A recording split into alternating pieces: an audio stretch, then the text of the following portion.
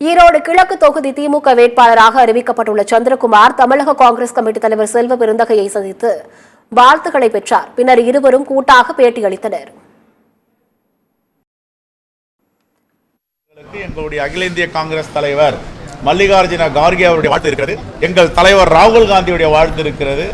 தமிழ்நாடு காங்கிரஸ் கமிட்டியுடைய வாழ்த்து இருக்கிறது.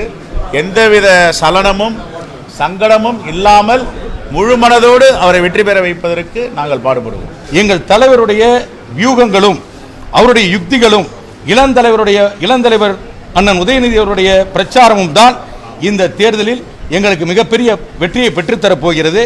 அதோடு மட்டுமல்ல, தாங்கள் வைத்திருந்த தொகுதியை திராவிட முன்னேற்ற கழகத்திற்கு விட்டுக் கொடுத்து தோழமையோடு எங்களோடு இணைந்து மிக வேகமாக பணியாற்றுவதற்கு தயாராக இருக்கின்ற காங்கிரஸ் பேரியக்கம் உள்ளிட்ட அனைத்து தோழமை கட்சிகளும் இன்றைக்கு எங்களுக்கு வாழ்த்து சொல்லி இருக்கிறார்கள் திராவிட முன்னேற்ற கழகம் போட்டியிடுவதற்கு.